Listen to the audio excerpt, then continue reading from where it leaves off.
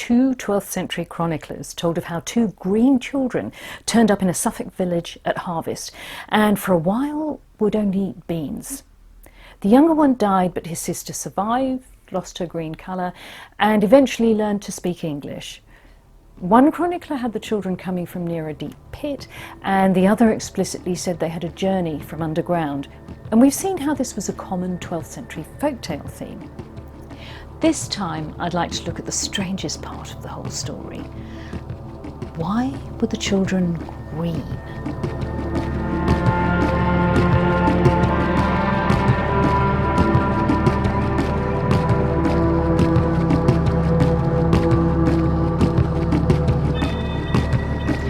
So just how green were the Green Children of Woolpit? That is a problem, of course. It's one of the queries one finishes up with, because both authors, William and Rafe, generally use the term viridis in Latin.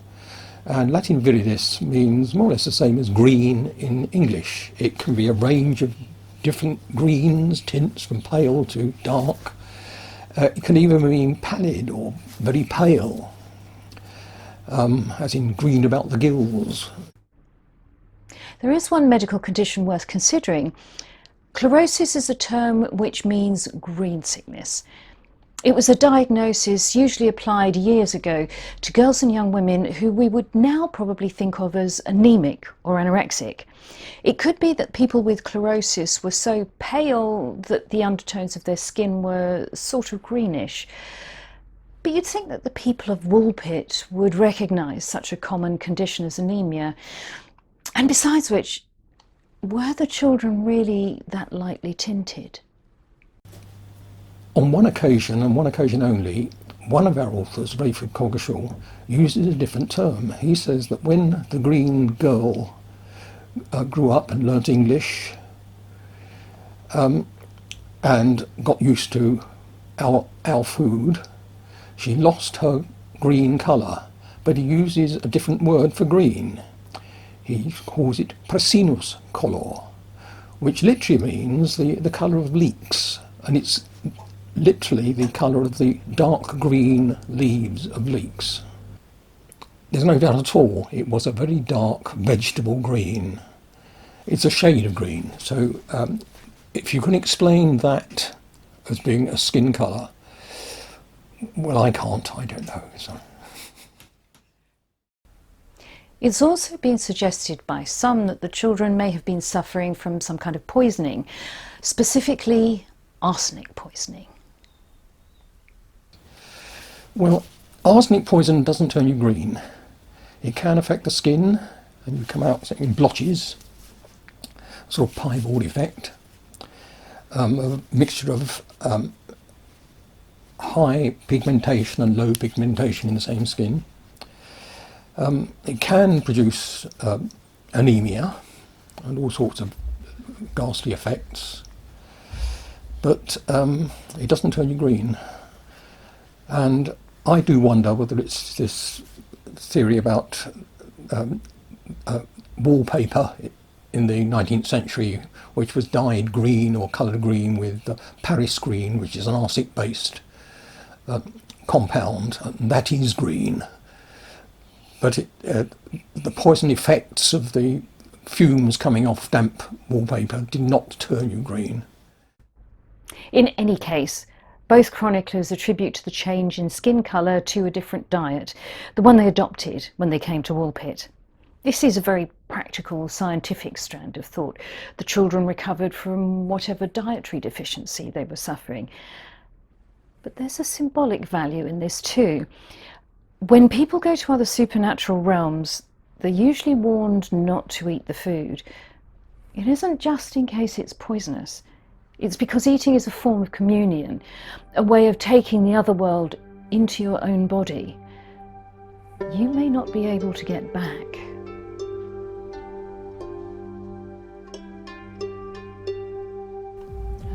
In the ballad of Thomas Rhymer, Thomas was taken by the Queen of Elfland to her world. Hungry, the mortal man attempted to pick fruit, but the Queen warned him that if he ate it, he would be cursed. She provided him with food instead, and Thomas eventually returned to the mortal world with the power of prophecy. A young woman stumbled on the ground and arose to see a fire surrounded by people. A fine-looking young man asked her to dance. Then he led her by a set of steps underground where there was a banquet. A different man passed close by her and whispered, "Eat no food and drink no wine, or you'll never see your home again." Her host was angry at her refusal at his hospitality, but she managed to escape back to her own world, clutching a branch of ground ivy. A man who lost his way across a moor came upon a gathering and was about to join in with the banquet when he was pulled to one side by a woman who he recognised as his sweetheart, who had died a few years earlier. She said that she'd been trapped there when she plucked and ate something that looked like a plum, but which tasted like bitter water. If he ate, he too would be kept there, and the fairies would create a fake corpse to make his friends and neighbours think that he was dead.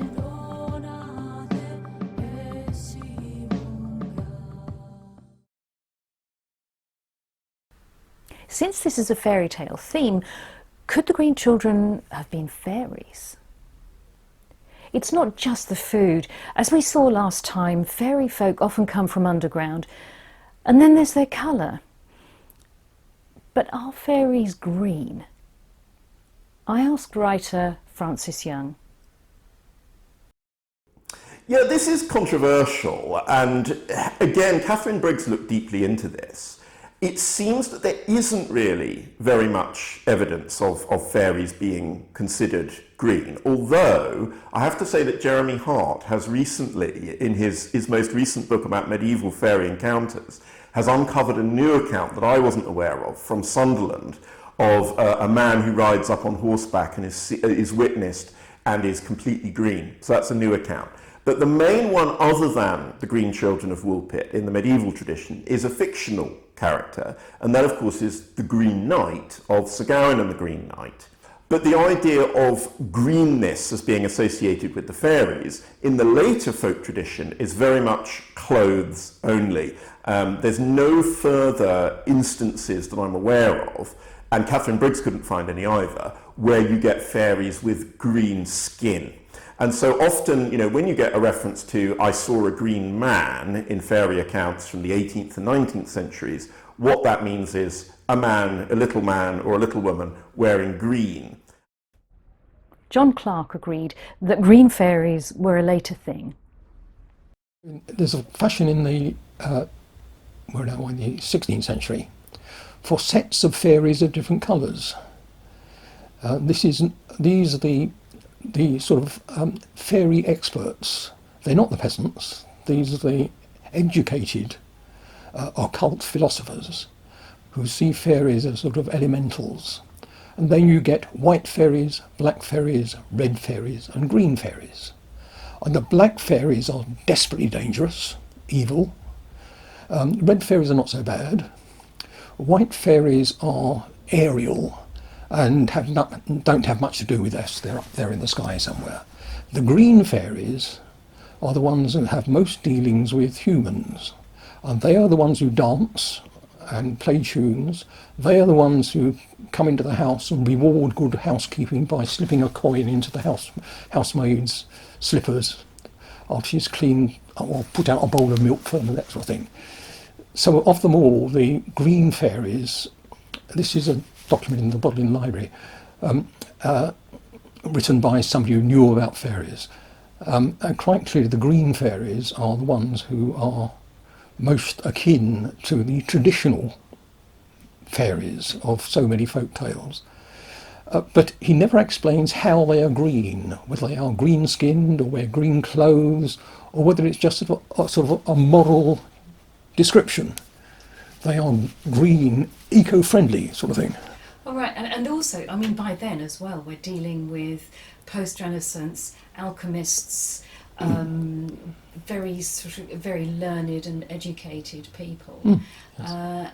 And so they're imposing their own ideas onto it as well. Yes, indeed. Yes. It's, people like, Elias Ashmole, great sort of founder of the, origin of the Ashmolean Library and Museum and whatnot, his collection, but he was an expert on alchemy, and he wrote down various spells for summoning and binding fairies. By that time, the fairy was one of these great, powerful elementals, almost like William and Newborough's evil angels. They were sort of sub-angels, but they had great mystical powers. So if you would bind one to your service, that was the main aim of these fairy experts by then. Where do our fairy beliefs come from? I mean, our folkloric fairy beliefs? Well, if we're talking about Britain, it's a very complex question as to where this stuff comes from. And I've written about this in a book called Twilight of the Godlings, where I explored particularly the idea that some of this might be of Romano-British origin. So we might be looking at the indigenous religions of people who are living here under Roman rule, and whether these might have had some kind of impact. So that's a possibility.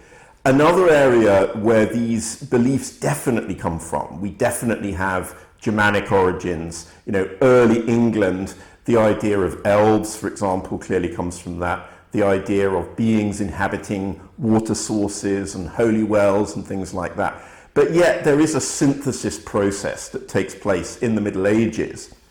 Medieval fairies are not what we would recognise. They are very strange, and they are not, of course, called fairies. It's only in the late Middle Ages that this word fairy comes in, and it's only really in the years leading up to 1500 that we get a synthesis of fairy beliefs that creates the literary fairies that we recognise. And I suppose the fairies of Midsummer Night's Dream, Shakespeare's fairies, would be the definitive form of the English fairy, and that's a late synthesis. There would have been a difference between the French-speaking Anglo-Normans and the English-speaking peasants. And the peasants' beliefs would have been, I assume, very local, actually. So what the people of Norfolk believed about fairies might be rather different from what the people of Suffolk thought about fairies. And certainly very different to what people in Wales believed about fairies.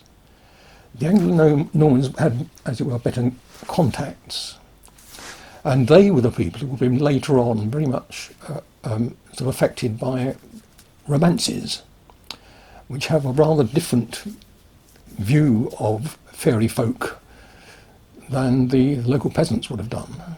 So by the 14th, 15th century, you're getting a sort of interaction between those. And any book about medieval fairies will somehow verge between, shall we say, the Anglo-Saxon beliefs and the 15th century beliefs, and even the 16th century beliefs put forward in Shakespeare. So if you're not careful, you do sort of run this very long history of medieval fairies into one concept, and it doesn't fit. So you've written that there was a specific change in the idea of supernatural beings between 1066 and the 13th century, the kind of influence of the Anglo-Norman aristocracy. How were those ideas coming together at that point? Yeah, this is kind of what I describe as the black box of fairy lore, because we just don't really know what was happening in this period after the Norman conquest to traditional English fairy or elf belief. Perhaps we should call them elves at this stage rather than fairies. But we know, of course, from the Anglo-Saxon sources, there's lots of stuff written about elves, even though they remain a bit mysterious. But then people stop writing, on the whole, in English for a century and a half or so after 1066. And so we just don't have these records of what English popular belief was, or any indication of what it was. And the trouble with fairies is that they are beings of popular belief. They're not beings of elite interest. And so only very occasionally will it swim to the surface, and it will pop up in Latin chronicles and Latin treatises that, these learned monks are talking about what the folk believe.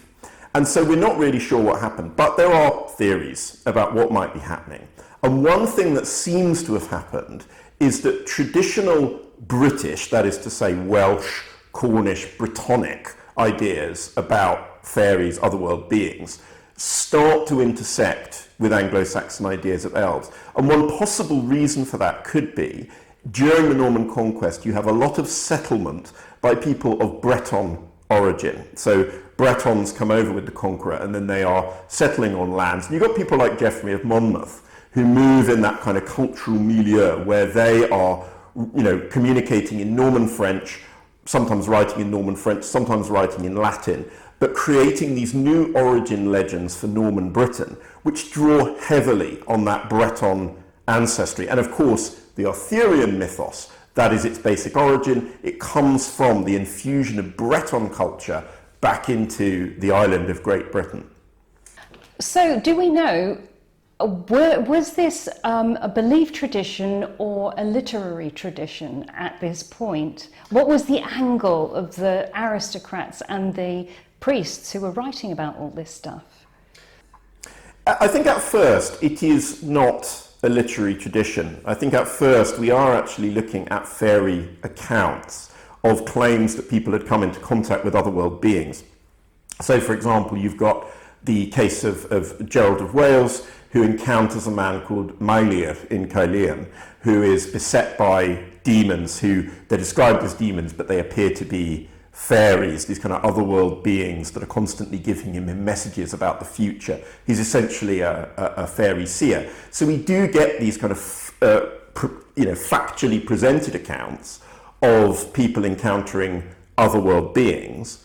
It's not really until the 12th century, beginning of the 13th century, that we start to get in Britain a literary tradition of fairies. And I would say that the literary fairy, to begin with, is a bit of a kind of deus ex machina figure. In other words, they fulfill a literary function which can't be fulfilled by anybody else other than a supernatural being who can cause, sudden changes to the situation that result in dramatic plot changes and shifts of fortune for the characters. And so you get these supernatural ladies, for example, who are described as fays, Morgan Le Fay being the most important example, who are morally ambivalent, rather like fairies are usually presented in folklore, but they don't necessarily derive from any specific folkloric tradition.